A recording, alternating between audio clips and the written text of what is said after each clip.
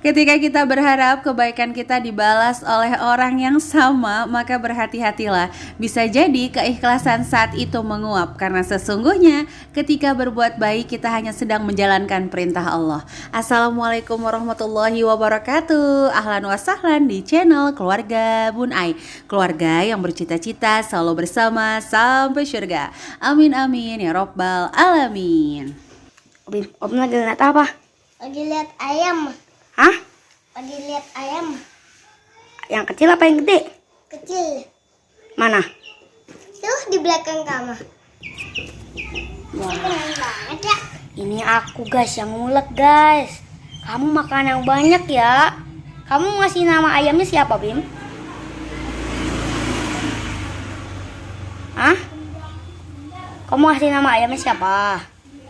Ayo. Nah, itu video Abang Rafa sama Bima lagi dapat ayam dari tetangga.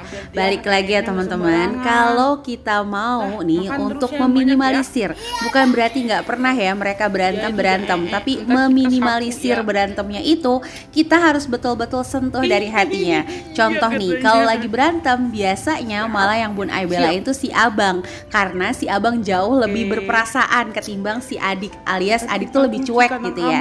Jadi kalau lagi pas berantem Bunda pasti tanya, Bang, kira-kira kita apa ini si Bima ya? Kita kitikin atau kita cium-cium atau gimana nih? Supaya si abang gak merasa bahwa semenjak punya adik dia terus-terusan yang disalahkan. Ya, itu sedikit trik untuk meminimalisir berantem. Tapi kalau sampai gak berantem gak mungkin. Lagian gak seru juga ya kalau gak berantem. Bercanda ya. Bukankah sebuah pena akan bisa lebih indah digunakan kalau diasah jauh lebih tajam? Iya, pensil pun juga sama ya. Harus diserut dengan serutan yang tajam sehingga bisa menghasilkan karya terbaik. Kadang-kadang kita perlu berdebat sedikit untuk menghasilkan hubungan yang jauh lebih baik lagi. Haduh, di hari Sabtu Bun Ai kamu puitis banget ya. Gimana kemarin hari Jumat Bun Ai gak sempat upload karena kebetulan hari ini Bun Ai ada acara syukuran Baby Agni ulang tahun yang ke-1 ya teman-teman. Oke deh, untuk vlog hari ini mau sharing tentang budgeting kategori Bun Ai nih teman-teman. Dan seperti yang banyak orang bilang bahwa setiap kebutuhan rumah tangga itu akan berbeda-beda.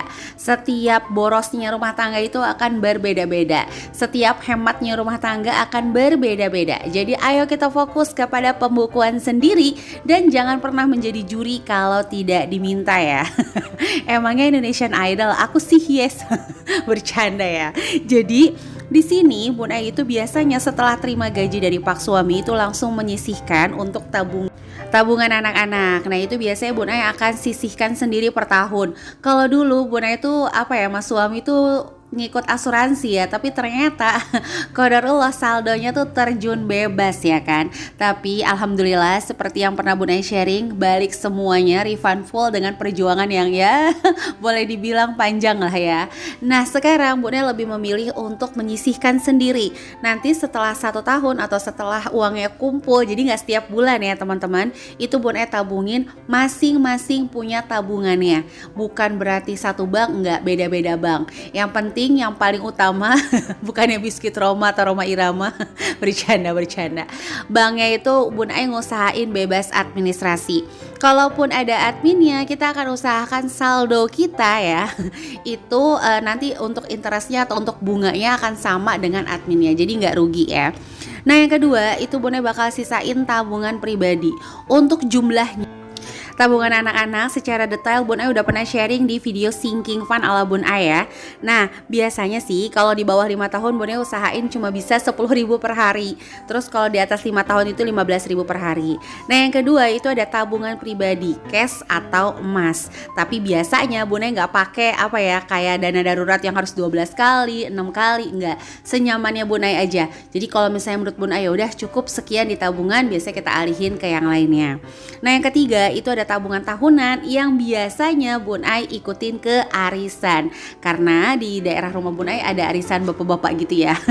Jadi kalau nggak ikut nanti malah nggak update untuk info-info di daerah Bun Ai.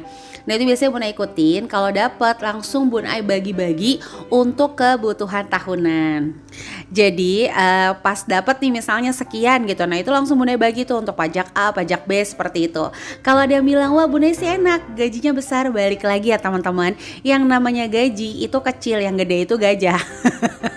Nah karena gajinya kecil makanya Bunda harus benar-benar memilah-milah nih kira-kira komponen mana yang bisa untuk kita simpan. Kalau gajinya Bun Ai itu sultan justru nggak bakal Bunda kayak gitu, belanja aja kerjanya. Bercanda ya. Jadi justru tantangannya adalah gimana caranya uang kita yang mungkin ngepas atau sedikit ini kita benar-benar bisa memilih-milih komponen sehingga kita nggak kayak dari sendiri. Ya rumusnya sih simple ya, kalau mau nabung itu gaya hidup harus di bawah kemampuan gitu. Oke deh, di sini lanjut ya. Yang kedua adalah komponen keperluan tagihan. Biasanya Bunda langsung nyisihin tuh. Untuk listrik berapa nih? Misalnya standarnya 400 sampai 500 ribu misalnya kayak gitu ya teman-teman. Ternyata di bulan tersebut itu lebih tinggi dari biasanya. Nah Bun Ai nggak akan langsung ngambil dana darurat dulu atau ngambil tabungan dulu, itu enggak. Pilihannya adalah menghemat listrik untuk bulan depannya atau menghemat anggaran lain. Jadi Bun Ai nggak ngambil dana darurat dulu, karena kalau ngambil dana darurat tuh secara mentalnya ya udahlah ya nggak apa-apa masih ada dana darurat. Tapi kalau misalnya kita langsung ngambil dari komponen anggaran lain, contoh misalnya listriknya tinggi, ya udah kita hemat dari biaya mingguan.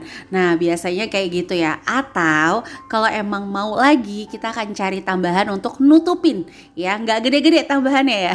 Minimal nutupin kekurangan biaya listrik pada bulan tersebut.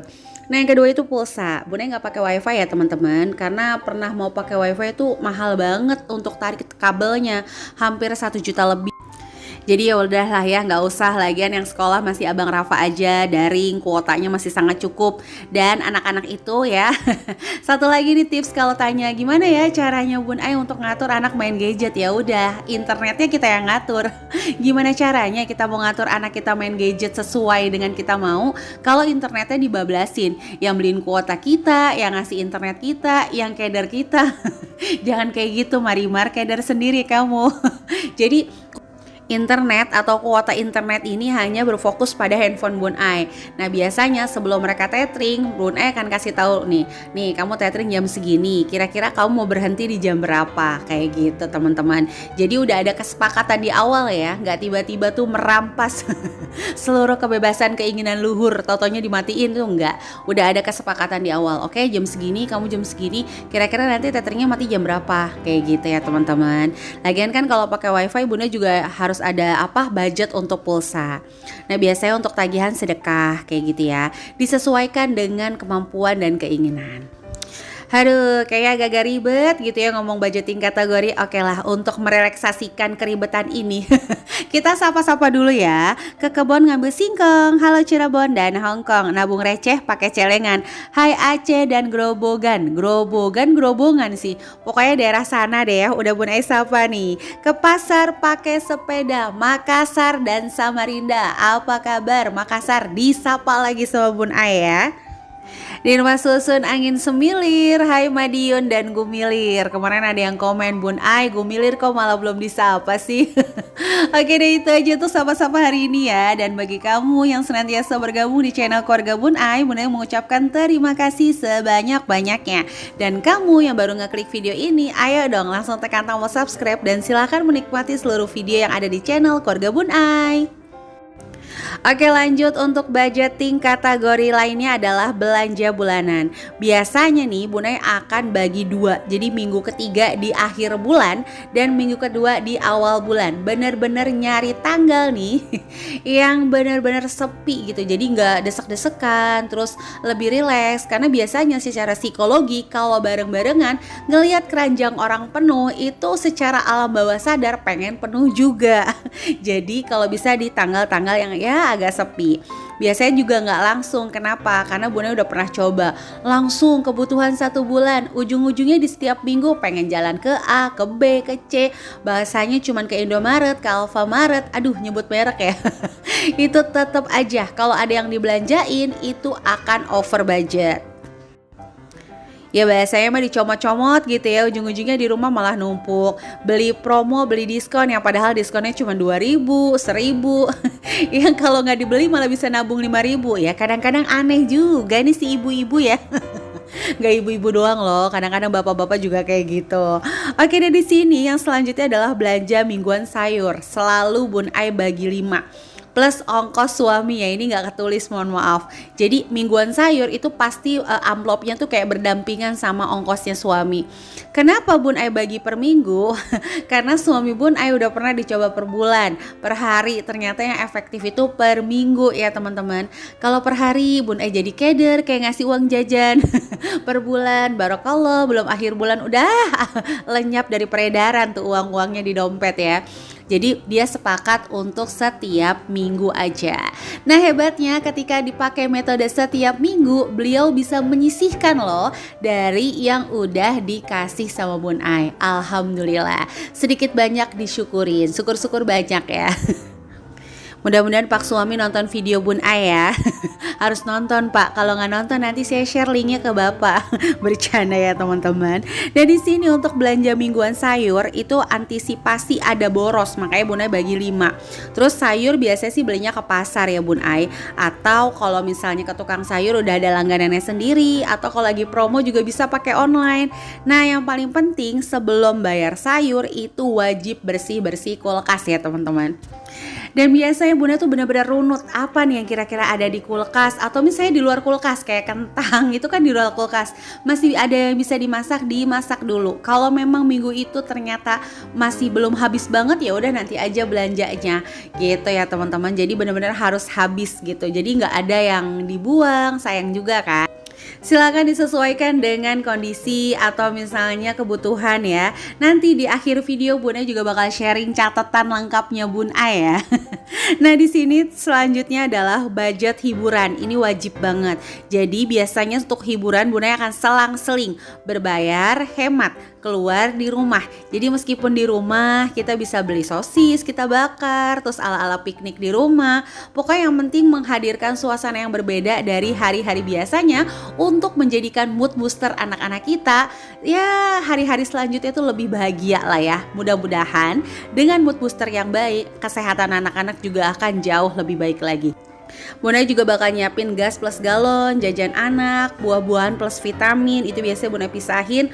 Beras dalam 1 bulan butuh 15 kilo, bensin mobil. Nah kalau untuk bensin mobil tuh untuk kayak kita pergi-pergi aja ya, karena suami itu kerjanya naik motor. Kalau untuk naik mobil kayaknya selain macet dan lebih boros ya kan. Nah untuk selanjutnya tuh yang paling terakhir, karena pertama dapat gaji tuh pasti langsung kita bayarin dulu iuran-iuran. Jadi biasanya sih nggak ada di budgeting ya teman-teman, udah dipotong. Tapi balik lagi ya, semuanya akan berubah kalau kebutuhannya banyak. Kalau ternyata pada bulan tersebut kondangan 5, misalnya kita ada acara lagi, ada sumbangan A, B, C yang kita udah tahu, langsung kita rubah untuk budgetingnya. Biasanya kalau udah kayak gini nih, ini kayak udah lampu merah, nut, itu Bun Ai bakalan rekap ulang dan sisanya akan Bun Ai bagi per minggu, sehingga Bun Ai benar-benar bisa ngatur dalam minggu tersebut segini harus cukup nih, gimana caranya. Kalau ternyata nggak cukup, Bun Ai biasanya itu lagi ya, kita akan coba untuk cari penghasilan tambahan, dan yang kita cut tabungan pribadi kita. Untuk tabungan anak-anak biasanya kita akan tetap kalau bisa tuh jangan sampai nggak nabung untuk anak-anak. Nah ini tuh untuk catatan contohnya Bun Ai. Elah rapi banget Bun Ai. Sungguh mams, tidak semuanya rapi seperti itu. Itu pas di videoin kita cari yang paling rapi nih, mana yang paling rapi. Bercanda ya. Jadi untuk minggu pertama, minggu kedua, minggu ketiga itu selalu Bun Ai catat supaya apa? Supaya gampang evaluasinya. Supaya bahasanya kalau kita sakit itu kita tahu penyakitnya di mana, bukan yang kita ke dokter, dok saya sakit apa, kalau saya tahu mas saya nggak kesini dok. Bukan kayak gitu, itu namanya ngelawak ya teman-teman. Jadi kita tuh tahu saya boros Bun Ai, saya nggak bisa hemat. Ya kamu borosnya di mana, kamu nggak bisa hematnya di mana. Kalau ternyata nggak bisa hematnya memang karena kebutuhan, menanggung banyak pihak, ya itu nggak masalah, mudah-mudahan jadi pahala gitu ya. Tapi kalau borosnya hanya sekedar keinginan, kan sayang juga ya teman-teman. Jadi ayo kita budgeting kembali, kita evaluasi kembali, kita cari penyakit kita. Oke, aku ternyata nggak bisa hemat karena aku sering titik-titik. Isi sendiri ya, jangan Bun Ai yang isiin gitu. Jadi kita lebih tahu lagi untuk kedepannya. Oke, itu aja bisa Bun Ai sharing, mudah-mudahan manfaat. Kurang lebih mohon maaf. Wassalamualaikum warahmatullahi wabarakatuh.